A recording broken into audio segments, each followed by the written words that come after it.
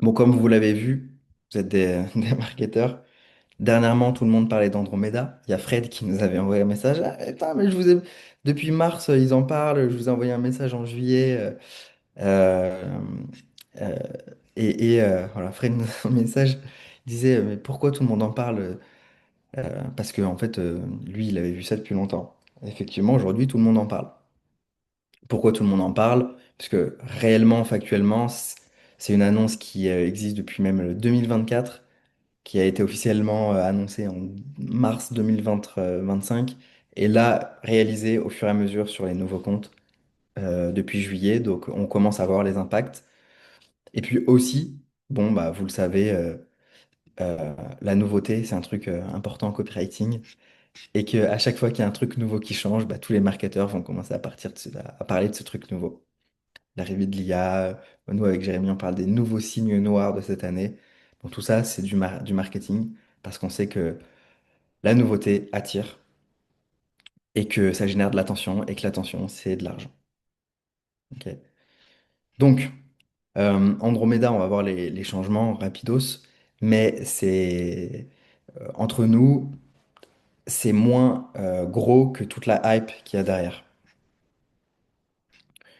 Est-ce que vous avez vu sur vos clients, vous, dernièrement, depuis peut-être juillet, août, septembre, ça dépend des comptes, il y en a, ça arrive maintenant, mais ces derniers mois, des gros changements ou des gros effondrements des campagnes, où ça va? C'est assez aléatoire. Tout le monde a l'air d'être bien ici, c'est cool, ça veut dire que vous avez les bonnes méthodos. Nous, on n'a pas ressenti l'impact non plus, parce qu'en fait, bah, sans le vouloir, on a, sans le vouloir, oui et non, mais on a adopté la bonne stratégie qui au final nous favorise avec ce changement d'algorithme. Et on voit aussi beaucoup d'acteurs être en panique. Là, hier, je voyais un message de Margot qui disait ah, j'ai perdu 6000 balles dans le vent en une journée à cause de ce putain de nouvel algorithme qu'elle comprend pas, qu'elle n'a pas appréhendé. Et du coup, ça peut détruire les campagnes aussi. Euh, Également, ce qu'il faut comprendre, c'est que quand on peut blâmer Andromeda, on gagne des vues. Mais surtout, quand on peut blâmer quelque chose d'extérieur en tant que marketeur, on peut aussi vendre la solution. Ah, si ton compte chute, t'inquiète pas, c'est à cause d'un truc extérieur qui vient d'arriver. Mais t'inquiète pas, j'ai trouvé la solution. Du coup, bon, tout le monde fait des posts, etc. Andromeda, c'est un vrai changement, mais du coup, c'est aussi un truc de marketeur. Ensuite, euh, bon, qu'est-ce qui se passe vraiment? Qu'est-ce que c'est? Qu'est-ce qui se passe vraiment? C'est quoi toute la hype? C'est quoi les vrais changements, etc. On le sait tous, Meta a passé le test du temps. Depuis tout ce temps, ils sont toujours là. Ça fait des années. Ils sont excellents pour observer, pour s'adapter, pour innover. La preuve, ils ont racheté Instagram pour rester pertinent. Avant, c'était une plateforme de photos. TikTok est arrivé. Ils se sont mis au réel. Avant, c'était une plateforme pour connecter les gens, pour rester proche de ton cercle d'amis. Maintenant, tu vois moins de posts d'amis, tu vois de plus en plus de créateurs. Parce que c'est devenu une plateforme de créateurs. C'est devenu un moteur de contenu plus que partage ce que tu as mangé à midi hier, tu vois. Donc ils sont très forts pour innover. Et aujourd'hui, bah, du coup, comme vous savez, il y a l'IA. Et l'IA a amené des changements. Et Meta ne veut pas se retrouver derrière avec tous ces changements. Donc du coup, bah, ils ont investi dans l'IA. Ils ont investi dans dans des équipes de fous. Et ils ont recruté les meilleurs experts. De toute façon, toutes les grosses boîtes, elles se battent pour avoir les meilleurs experts IA. Et donc, en fait, pourquoi Andromeda? Simplement parce que bah, avec l'IA, on peut faire de plus en plus d'annonces en masse. Tout le monde peut faire des annonces, tout le monde peut faire des pubs facilement maintenant. Mais le problème, c'est que si tout le monde peut faire des pubs, bah, il y a trop de pubs à analyser. Imagine, au lieu d'avoir 5 pubs, que chaque annonceur fasse 5 pubs, maintenant chaque annonceur peut potentiellement produire 1000 pubs. Donc il faut analyser non pas 5 mais 1000 pubs par annonceur dans le même laps de temps.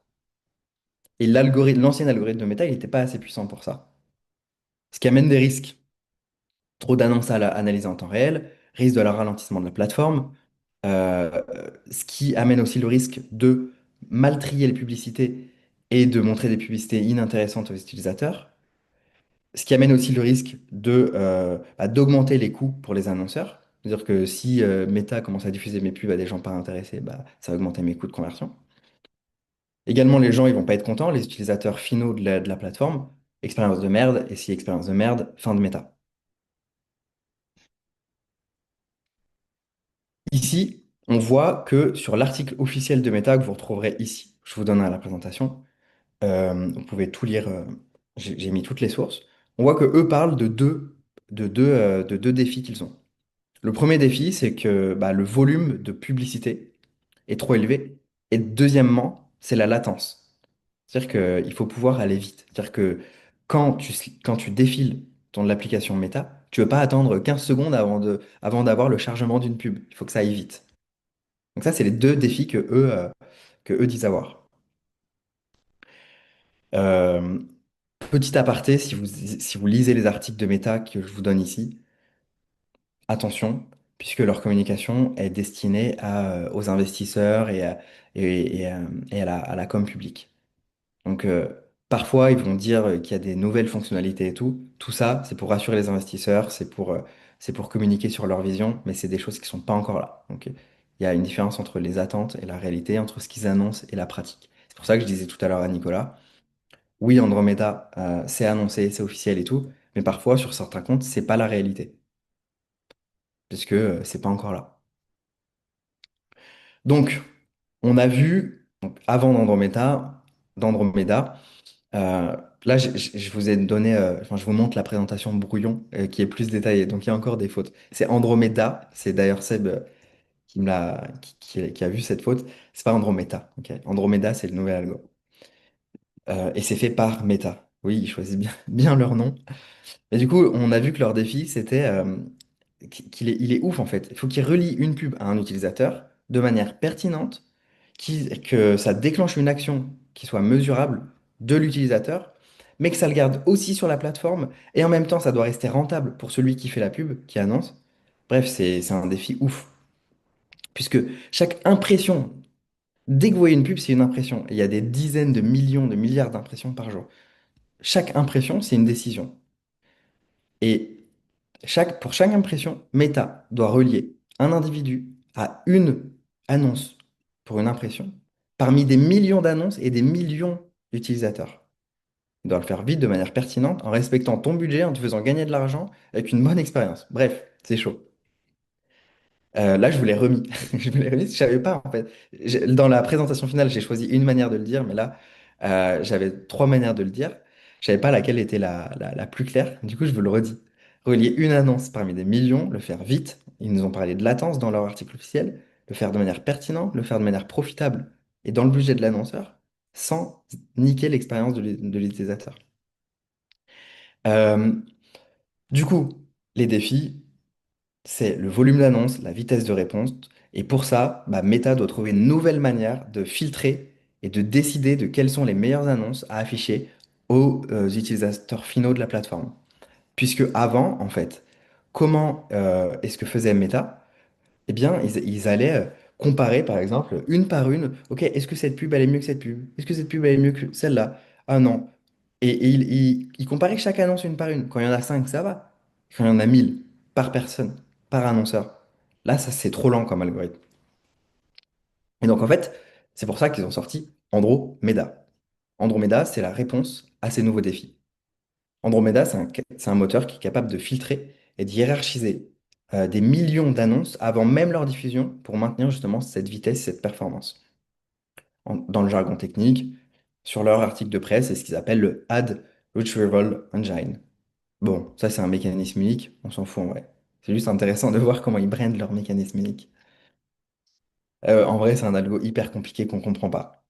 Je vais vous expliquer comment ça fonctionne, mais c'est le rôle d'ingénieur. Peut-être que Jamali, tu vas comprendre, Nico aussi, mais le reste, on reste à la surface. Donc, en gros, comment ça fonctionne? Andromeda, il va réduire des millions d'annonces à quelques milliers, ok, grâce à leur nouvel algorithme de mécanisme unique, le engine. Euh, et du coup, Ça, je voulais expliquer. Mais en gros, Meta a créé un système de classement hiérarchique et dans leur mécanisme unique, ils ont plusieurs sous-mécanismes uniques. Donc globalement, comment ça fonctionne? Ici, comment Meta va sélectionner une pub et non plus. Avant, Meta sélectionnait des audiences. Il te mettait dans des audiences. Maintenant, il va sélectionner des pubs. Et il va mettre une pub face à l'utilisateur. Il va plus mettre une pub face à une audience. C'est deux manières de trier différentes. Maintenant, c'est au niveau de la pub que le tri se fait et non pas au niveau de l'intérêt de la personne, enfin de l'audience. Donc comment, en gros, ici, tu ouvres ton fil d'actualité, tu slides sur ton fil, ok? Quand tu slides sur ton fil, à ce moment-là, tu as des millions, des milliards de pubs qui sont disponibles potentiellement, prêts à être imprimés devant toi. Grâce à leur nouvel algo, grâce à Andromeda et leur nouvel algo de hierarchical ad index, leurs trucs, euh, leurs mécanismes uniques, eh bien, ils vont pouvoir regrouper les pubs par thème, par sous-groupe, et derrière faire une sélection finale. Donc, par exemple, toutes les pubs violettes qui se ressemblent, c'est pour ça, Nico, je te disais ça tout à l'heure, toutes les pubs qui sont bleues avec, même si tu changes juste la hook, elles vont être affichées potentiellement devant les mêmes personnes parce qu'il va les regrouper ensemble, en fait. Ok. Une fois qu'il a fait des sous-groupes comme ça par thème, par type de créa, par couleur, etc., eh bien, il va tester la pertinence de chaque groupe avec un modèle algorithmique. Et derrière, il n'y aura que quelques pubs gagnantes pour un utilisateur. Il n'y a que quelques pubs qui vont rester en liste pour l'impression finale. Et ensuite, bah, il y a l'impression finale de l'utilisateur. Donc voilà comment ça fonctionne globalement.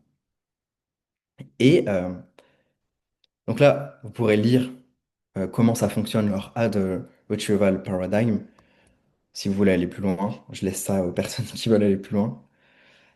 Du coup, comme je vous l'ai dit, donc, les pubs sont regroupées par grandes thématiques. Par exemple, OK, cette pub, ça parle de sport. Ensuite, OK, cette pub, elle est verte. Elles sont vertes. Donc, les groupes de pubs vertes qui parlent de sport, qui vont potentiellement intéresser des gens qui vont cliquer sur des annonces, qui vont potentiellement intéresser des gens qui vont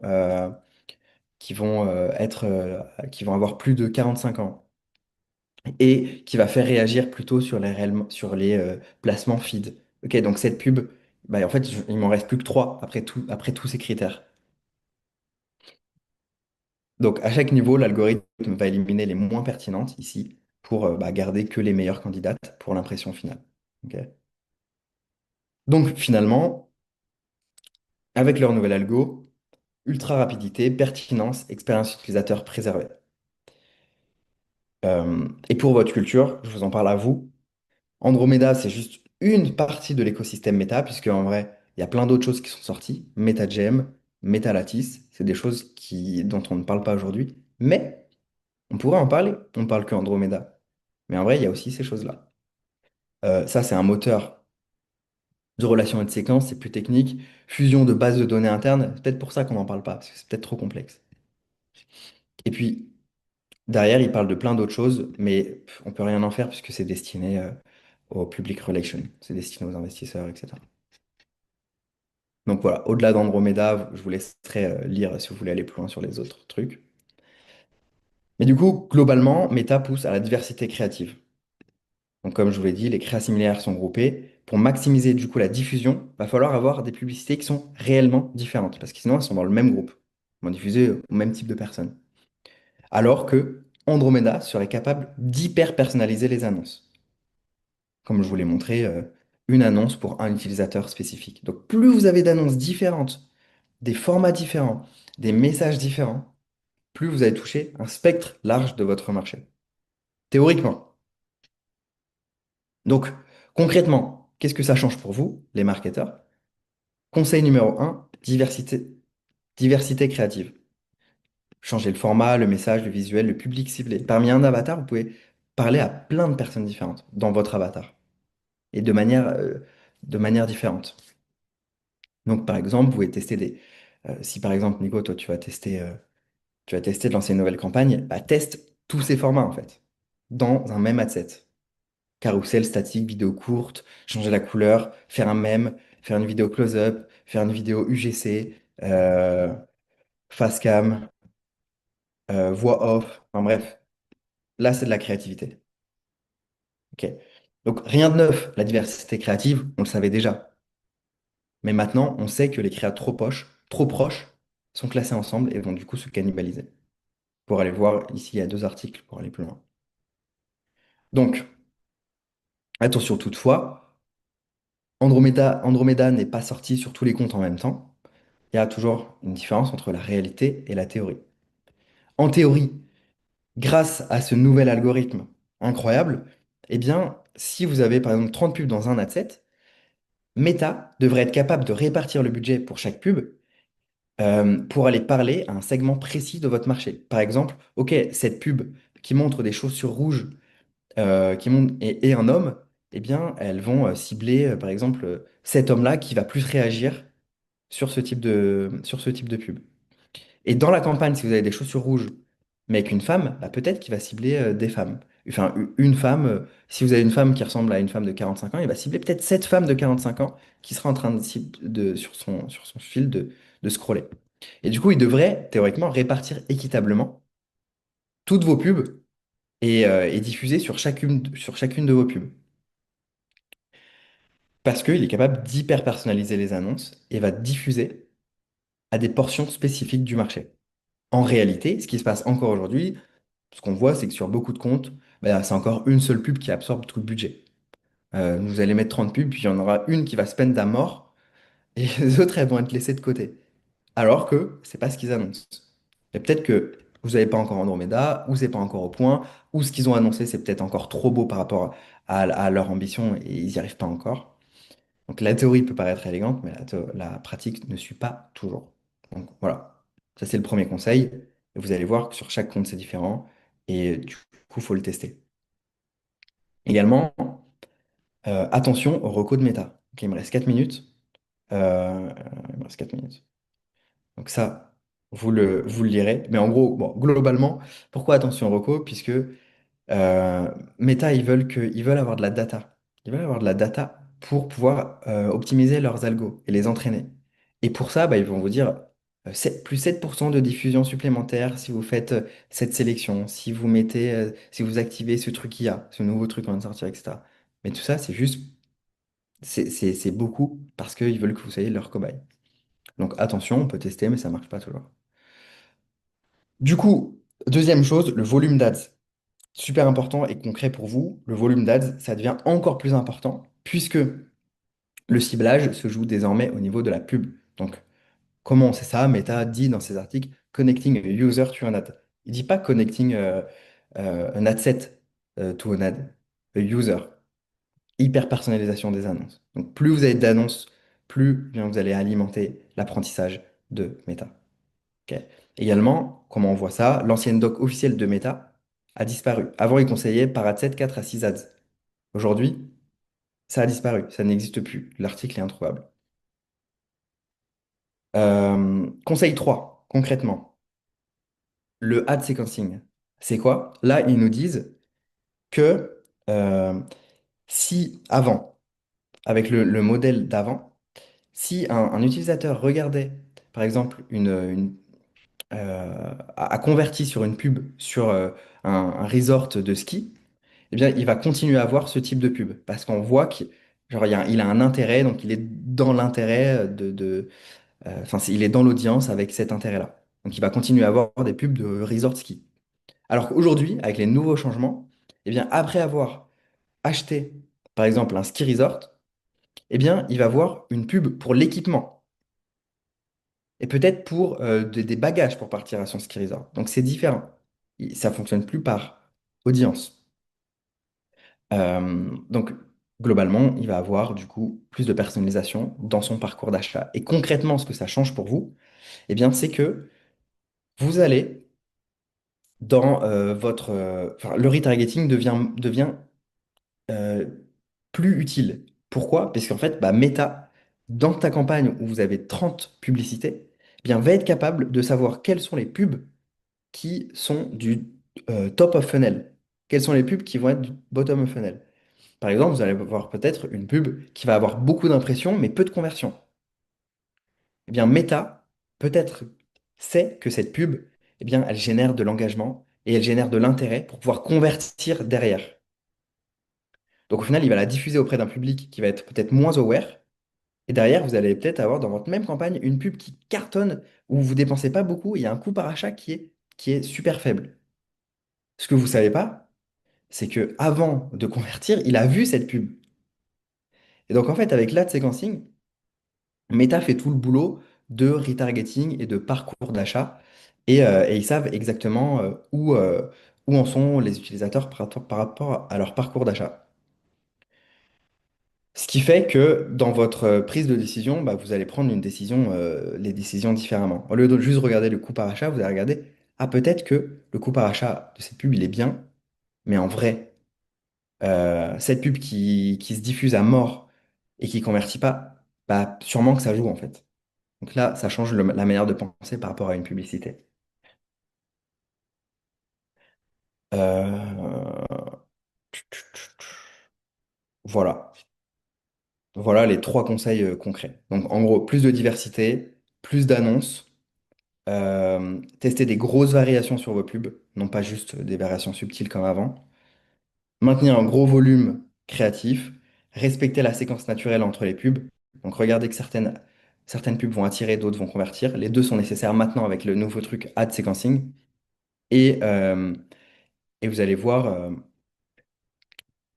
et vous allez expérimenter justement ce nouvel algo qui permet l'hyper-personnalisation.